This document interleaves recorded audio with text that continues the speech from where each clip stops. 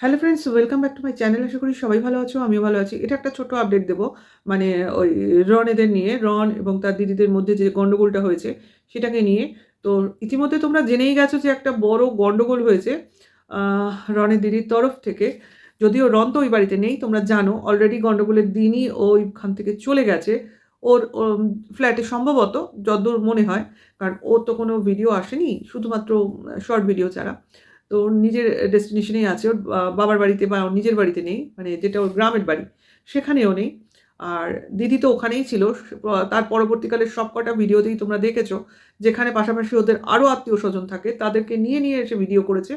তো তারপরেও যে ঘটনাটা ওর দিদি ঘটালো সেটা তো কাম্য ছিলই না। কি কারণ, কিসের জন্য? যেখানে ভাই উপস্থিত নেই, ভাইকে মেরে সেখান থেকে বার করে দেওয়া হলো, তারপরে কেন তার দিদি এই স্টেপটা নিতে গেল? অলরেডি তোমরা জেনে গেছো যে সে কোনো কিছুর অ্যাটেম্প নিয়েছিল এবং তার জন্য সে হসপিটালে আইসিইউতে ভর্তি রয়েছে। যদিও এই মানে ভিডিওটা মানে অন্য কারোর মারফত এফবিতে আমরা দেখেছি এবং একটা পোস্টও দেখেছি তার হাজব্যান্ডের চ্যানেলে। তো সেখান থেকে আমরা জানতে পেরেছি পুরো ব্যাপারটা, যে কেউ বা উম, মানে যে এইরকম কিছু ওষুধপত্র খেয়ে কিছু বিপদ ঘটিয়েছে ওর দিদি, কিন্তু কারণটা কি এটা আমাদের কাছে ক্লিয়ার নয়। কারণ এখানে তার মা বলছে, তার পাড়া প্রতিবেশী বলছে যে এই গন্ডগোলটা সেরকম হয়নি। তাহলে কেন এই ঘটনাটা সে ঘটাতে গেল? অথচ আমরা কিন্তু শুনেছি রনের ভিডিওতে যে এই গন্ডগোলের পর রনের দিদি নিজে থানায় গিয়ে রনের বিরুদ্ধে জিডি করেছে, অর্থাৎ একটা অভিযোগ দায়ের করেছে। তো সেক্ষেত্রে কেন তার দিদি তারপরেও এই স্টেপটা নিতে গেল এটা আমাদের কাছে কিন্তু ক্লিয়ার নয়। যাই হোক, এই ক্লিয়ারেন্সটা যখন আমরা পাবো নিশ্চয়ই সেটাকে নিয়ে কথা বলবো। কারণ এই ধরনের স্টেপ নেওয়া যথেষ্ট করে প্রশাসনের চোখে অপরাধের। তো সেক্ষেত্রে কেন এই প্রশ্নটা তো আসবেই। প্লাস এই যে ঘটনাটা ঘটলো, যেটা কিনা রনের দিদি ঘটালো, এবং সেটা যখন ওনার হাজবেন্ডের মারফত আমরা একটা পোস্টের মাধ্যমে জানতে পারলাম যে রনের দিদি আইসিইউতে ভর্তি আছে, এবং পুরোপুরি যার দোষারোপটা চাপিয়ে দেওয়া হচ্ছে রনের ঘাড়ে, অর্থাৎ তার দিদির এই অবস্থার জন্য দায়ী নাকি রন। কি করে? আমাদের তো কোনোভাবেই মনে হচ্ছে না। প্রথম থেকে ঘটনাগুলো যদি মানে বিশ্লেষণ করা যায়, তাহলে সেক্ষেত্রে রন কোথায় দায়ী? রনের সঙ্গে যে এই বাদ বিতণ্ডা শুরু হয়েছিল সেটার জন্য কিন্তু ফার্স্ট দায়ী তার দিদি। কারণ তার দিদি তার বাচ্চাদের শিখিয়ে দিয়েছিল মামার হাত থেকে যেন কিছু কিছু না নেয়। অথচ যেখানে রনের মা বাবা উপস্থিত, যেখানে রনের মা বাবার তার দিদিকে শাসন করে বলা উচিত ছিল যে তোদের ঝামেলা, তোদের গণ্ডগোল যদি বা হয়, তাদের মধ্যে এই বাচ্চাদের কেন ঢোকাচ্ছিস? এই কথাটা তারা গুরুজন হিসেবে কি বলতে পারতো না যে বাচ্চাগুলোর মধ্যে কেন এই ব্যাপারগুলো ইনজেক্ট করছিস? এবং সেটাই হয়েছে রনের কাছে রাগের কারণ, যে কেন, কিসের জন্য বাচ্চাদের এই রকম শেখানো হচ্ছে। তো এখান থেকেই রাগ, ঝগড়া, ঝামেলা যাই বলো না কেন শুরু হয়েছে। তারপরে যত কথা বেড়েছে তত উত্তেজনা বেড়েছে, এবং তার থেকেই বিভিন্ন ঘটনা আমাদের সামনে চলে এসছে। এবং একটা সময় আমরা দেখেছি রনের দিদি প্রচণ্ড মুখ চোখ বিকৃত করে ধাক্কা মেরে রনের হাত থেকে ফোন কেড়ে নেওয়ার চেষ্টা করছে এবং তাকে ধাক্কিয়ে মুখে বলছে যে বাড়ি থেকে বেরো, বাড়ি থেকে বেরো করে বাড়ি থেকে বার করে দিচ্ছে। এইখানেই ওই ভিডিওটা শেষ রনের।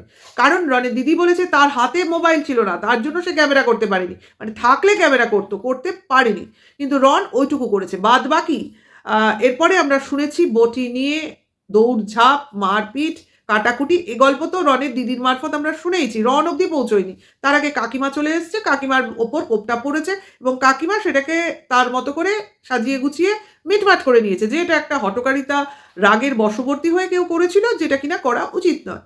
হ্যাঁ, কিন্তু তার বাবা মা কিন্তু এই ব্যাপারে সব দোষ দিদির ক্ষেত্রে ঢেকে দিচ্ছে এবং ছেলের ক্ষেত্রে উজাড় হয়ে বলছে যে এটা তার করা উচিত হয়নি, এটা ক্যামেরা করা উচিত হয়নি, ওটা ওভাবে বলা উচিত হয়নি। কিন্তু সিচুয়েশনটার উদ্ভব কী করে হলো এটা নিয়ে কিন্তু কেউ সেভাবে কোনো কথা বলছে না।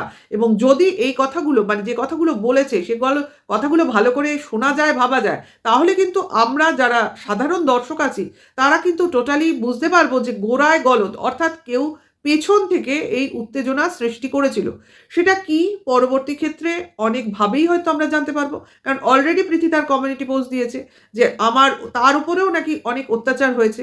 তো বলা যেতে পারে, কিছু ক্ষেত্রে বলাও হচ্ছে যে এই ধরনের পোস্ট বা ভেতরের খবর বাইরে আসার যে একটা ভয়, যাতে করেই আর কি এই স্টেপটা নিয়েছে রনের দিদি। অর্থাৎ ভেতরের কিছু এমন কথা বা খবর হয়তো আছে যেটা সামনে এলে দর্শকদের সামনে বা এই সোশ্যাল মিডিয়ায় এবং জানাজানি হয়ে গেলে ফলে পাড়া প্রতিবেশী রাস্তাঘাট প্রত্যেকের কানে চোখে সব চলে যাবে।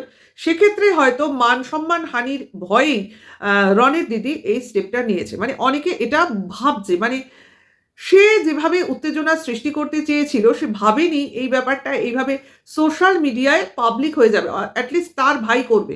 এর আগে কিন্তু কোনোদিনও এরকম হয়নি, তার জন্য সে ভাবেনি। এখন হয়েছে, কাজে সে ভাবছে যে কি হলো, কি করে হলো, কেমন করে হলো, আমার ভাই তো এরকম ছিল না। এটাই হলো, লোকে ভাবতে পারে না যে আমি করছি করছি করছি, একটা সময় আমার থামা উচিত। অর্থাৎ এটা নয় যে তুমি কারোকে ফিজিক্যালি তুমি টর্চার করলে, সেটা না। এমনও হয় অনেকের মেন্টাল টর্চার লোকে নিতে পারে না, তা সেরকমও তো সবসময় যে গায়ে হাত তুলতে হবে এমন নয়। তুমি যদি মানসিক অশান্তির সৃষ্টি করো, কাউকে নিচু দেখাতে চাও, বা কারোকে অমান্য করো, বা কাউকে অগ্রাহ্য করো, বা কাউকে সংসারে রেখে তাকে এক কোণে ফেলে রাখো, তাহলেও কিন্তু সে মানসিক অশান্তির শিকার হয়।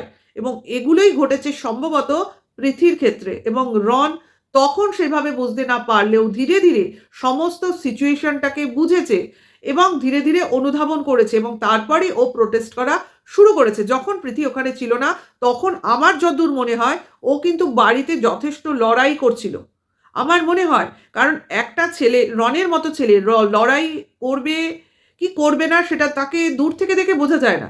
কিন্তু আজকের যে সিচুয়েশনটা তৈরি হলো, বা যে মুহূর্তে ওকে আমরা দেখলাম ওইভাবে, এবং ও বলল যে এর আগেও এই জিনিসটা হয়েছে, এটাই নতুন বা প্রথম নয়, তার থেকেই আমরা অনুমান ভিত্তিক ধারণা করে নিতে পারি যে এই ঘটনাগুলো যেহেতু পুনরাবৃত্তি দেখলাম, তার মানে রন অনেক দিন ধরেই এই অবস্থায় পড়ছে এবং সামলাবার চেষ্টা করছে।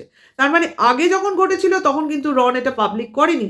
সে ভেবেছিল জিনিসটা ও সামলে নিতে পারবে, মানে পরিস্থিতিটাকে মোকাবিলা করতে পারবে এবং সবটা আবার মিটমাট করে নিতে পারবে। কারণ রন এগুলো অনেকবারই বলেছে যে আমি এবার যখন এসে গেছি আমি টোটাল ব্যাপারটাকে সামলে নেব, মানে অর্থাৎ সবাইকে বুঝিয়ে সুঝিয়ে ঠিকঠাক করে নেব, পাবলিক কিছু হবে না। কিন্তু ও বুঝতে পারিনি যে ডে বাই ডে সবাই কীরকমভাবে ওর পিছনে, অ্যাটলিস্ট ওর পিছনে না, ওকে সবাই পছন্দ করে বা ওকে সবাই রাখতে চায় সেটা আলাদা কথা, যেহেতু ও বংশের ছেলে, ওর প্রতি যত না রাগ আছে, রাগ আছে ভাই আর কারোর ওপর, যেটা কিনা এখন সবাই বুঝতে পারছো, মানে কারোর উপর রাগ, মানে কেউ বেশি ট্যালেন্টেড বা কেউ কারোর ওপর তাদের ছেলের বেশি অধিকার এই জিনিসটা, বা ভাইয়ের বেশি অধিকার, বা ভাই ওই দিকেই বেশি ফোকাসড, ছেলে ওই দিকেই বেশি ফোকাসড, এই জিনিসটা অনেকেই মেনে নিতে পারছে না।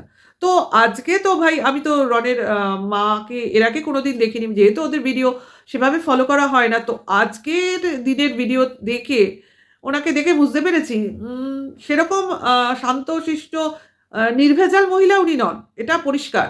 এবার বাবাকে দেখিনি, বলতে পারবো না। তবে রনের দিদিকে দেখে কিন্তু আমি কোনো সময় বুঝতে পারিনি যে ওর মনে এরকম ধরনেরও কিছু আছে। তবে মাকে দেখে মোটামুটি বোঝা যাচ্ছে উনি মোটেও ওই ভাজা মাছটি উল্টে খেতে পারেন না এরম টাইপের মহিলা নন। সেই তুলনায় ভাই ফার বেটার রন। ওকে তো দেখলাম মনে হয় যেন কোনো ঝামেলায় যেতে চায় না, কোনো ঝামেলায় জড়াতে চায় না। শুধুমাত্র হালকা ফুলকা থাকবো, মানে সবাই আমার জন্য করে দেবে, আমি শুধু আমার কাজটুকু করব। মানে আমি আমার কাজে ফোকাসড থাকবো, সাংসারিক ব্যাপারটা মা, বউ, দিদি এরা সামলে নেবে, এটুকুই যথেষ্ট। কিন্তু তার মধ্যে যে এইসব ঝামেলা, ঝঞ্ঝাট, একটা সাংসারিক ঝামেলা, বা কি বলবো, বাড়ি-টাড়ি নিয়ে ঝামেলা বা সম্পত্তি নিয়ে ঝামেলা যে হবে, এটা মনে হয় ওর মাথায় ছিল না। তার জন্যই তো ওই আক্ষেপগুলো বিভিন্ন পোস্টের মাধ্যমে উঠে আসছে যে আমার নিজে হাতে করা, আমার নিজে হাতে তৈরি করা বাড়িতে আমি যেতে পারি না। ওদিক দিয়ে প্রীতি বলছে আবার আমরা তৈরি করে নেব, আবার আমরা খাটবো। তার মানেটা কি? কেউ বা কারা কাউকে বা রনকে, পৃথিকে ওই সম্পত্তি থেকে উৎখাত করতে চাইছে আমার মনে হচ্ছে। কিন্তু এটা পরবর্তী ক্ষেত্রে আরও আমাদের আম আলোচনার বিষয় হবে। আপাতত ওর দিদির আরোগ্যই আমি কামনা করি, এবং আমি মনে করি এটা যে করেছে অত্যন্ত ভুল স্টেপ। কারণ নিজের ওপর আঘাত এনে কোনো সমস্যার সমাধান কোনোদিনও হয়ওনি, হবেও না। এতে সমস্যা বাড়িয়েছে বই কমায়নি। কারণ অনেকেই বলছে যে দিদির এই স্টেপের জন্য রনের ক্ষেত্রে হয়তো কোনো বিপদ হতে পারে। কিন্তু রন তো ওই বাড়িতে ছিল না। কাজেই এইভাবে কোনোদিনও কিছু হবে না। কারণ যা কিছু ও করেছে সবই পাবলিক করে দিয়েছে। সেক্ষেত্রে রনের বিপদের কোনো সম্ভাবনা নেই। এক্ষেত্রে যদি কেউ পানিশেবল হয় তো অবভিয়াসলি রনের দিদিই হবে। আমার যতদূর মনে হয়। কারণ যে স্টেপটা উনি নিয়েছেন সেটা কিন্তু কোনোভাবেই আইনসম্মত নয়। যেখানে দুটো ছেলে রয়েছে সেখানে এই ধরনের স্টেপ নেয়া যে কতটা মূর্খামি ধীরে, ধীরে বুঝতে পারবে এবং যে আবার কমিউনিটি পোস্ট দিয়ে রডকে বিপদে ফেলতে চাইছে, তার তো আরো ভালো করে বোঝা উচিত বা বুঝবে হয়তো। তো দেখা যাক কি হয় পরবর্তী ক্ষেত্রে। নেক্সট দিন নিশ্চয়ই কোনো আপডেট পাবো। সেই আপডেটের অপেক্ষায় রইলাম। তো ভিডিওটা এখানেই রাখবো। নেক্সট ভিডিওতে খুব তাড়াতাড়ি আবার দেখা হবে। এখনকার জন্য এইটুকু। Tata, by.